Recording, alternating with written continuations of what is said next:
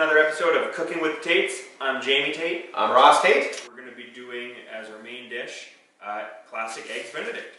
Eggs Benedict typically has 4 ingredients. It has English muffins, it has eggs, it has a hollandaise sauce, and it has back bacon. You can substitute the back bacon for turkey or smoked salmon or even avocado if you like, but today we're going with the classic, and so we've got back bacon. First thing we're going to start with is a hollandaise. It's going to be really simple. 1 stick of butter, 2 egg yolks, about 1.5 to 2 tablespoons of freshly squeezed lemon juice, and 2 pinches of cayenne pepper, and that's it. We need to cook on really low, otherwise you're going to get scrambled eggs. Okay, so to get started for our hollandaise, we're going to separate our egg white and our egg yolk just to get the yolk by itself. The easiest way to do that is take an egg, gnaw it on the bowl on a flat surface, 1 crack, tip it upside down. You can either do this in the shell or in your hands. I actually like to do it in my hand, a little easier. Open it up, and you just slowly rock the yolk and the egg white back and forth until you're just left with the yolk, and you can separate that just by itself. First thing we're going to do is turn the stovetop on low. Then we're going to get your pan. Make sure it's cold. We don't want a hot pan. The hotter we get, the closer those yolks are to be scrambled eggs. So the first thing we're going to do is take the pan, drop the 2 egg yolks in, start to mix and break those yolks up, and then we're going to slowly add our pads of butter in to hit that 1/2 cup range of butter. Perfect. If you find like your pan is getting a little too hot, don't be afraid to take it off the heat or turn your heat off altogether. Like I said, this is going to be really slow. So don't be afraid to completely take the heat off. Duke thinks it's very exciting to watch you make hollandaise. Right, Duke? Perfect. Okay, so now all our butter and our egg yolk is incorporated. If your butter and your yolk does separate, add an extra yolk to it and it'll really come back. Perfect. So our next step is going to be adding the lemon juice, and for this we want it off the heat. I just cut a lemon in half and I'm just going to juice it into the pan. Keep those seeds out of there. And now is when we're going to start whisking. You got to whisk this really quick. But you got to keep incorporating and don't put it on the heat just yet. We're going to keep it off the heat while we get everything incorporated. It's going to start to turn a little bit more velvety on you. That's what we want. Right around now is when you can start to add your cayenne. And we're just going to add 2 dashes. Perfect.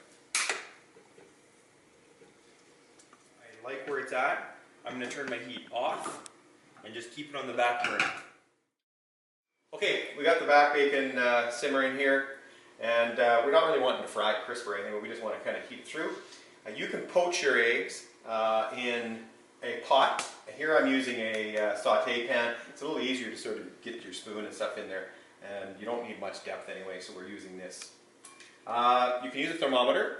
Around 190 degrees is where you want it at. You don't want boiled eggs, you want poached eggs.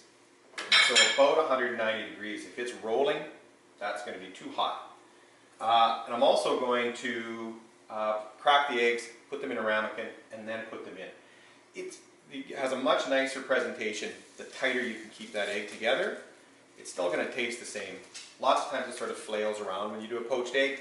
That's okay. It still tastes the same, but we will try to keep it in a nice, tight, circular fashion if we can. One of the number 1 ways you do that is by having fresh eggs. So if you can get fresh eggs, that's the way to do it. So we'll get it down and close into the water and just tip it in and let it do its thing. And go right beside it. These should go in for about 3 minutes each, but as they cook, we'll sort of keep an eye on them. You can tell now that they're already starting to whiten over top, and so they'll probably be about another 2 minutes here. Okay, we've been about 3 minutes or so. These look pretty close to being done. I'm going to take this plate with a little bit of paper towel on it because they are kind of wet right now. Slotted spoon. You'll notice that they are cooked. All the white is gone and they're still fairly soft, so that's sort of what we want. The hollandaise does need just a little bit more time on some warmth heat, just to bring it back to have a temperature that you like it at. All right, we've got our muffins. English muffins have been toasted. We've got our back bacon that's been cooked already.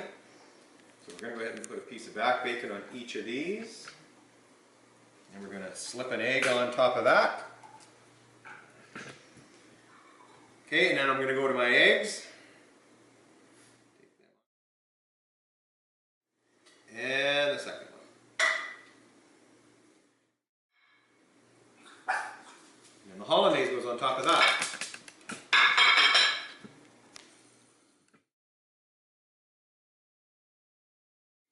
Now you got your eggs cooked, your hollandaise on. And Duke gives it 2 paws up. And you can, just for a little extra garnish, we use just a little bit of paprika, just to put a little extra color on top. And that's it. Now, Ready to enjoy. as delicious as this is, we have to have something to wash it down. Okay, so now that your brunch is made, we're ready for a little drink. Today our drink's going to be the Aperol Spritz. We're going to start off with some Prosecco. Prosecco is not champagne because it's not from Champagne region. So get the cork going. Try not to pop it. Just turn the bottle and the cork at the same time. What happens when you pop It'll spray everywhere. it? Okay. Okay. Goes well with breakfast because it tastes like orange. Is that it? You can drink it all day. So start off with like a wine glass with a bunch of ice in it. And then you're going to throw 1 ounce of Aperol.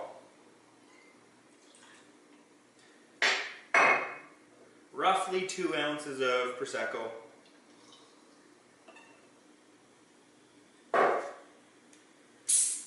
And then a little bit of club soda to top it off with.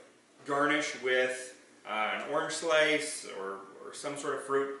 But when my wife and I were in Venice, they topped it off with olives. And actually, for some reason, it tastes really good.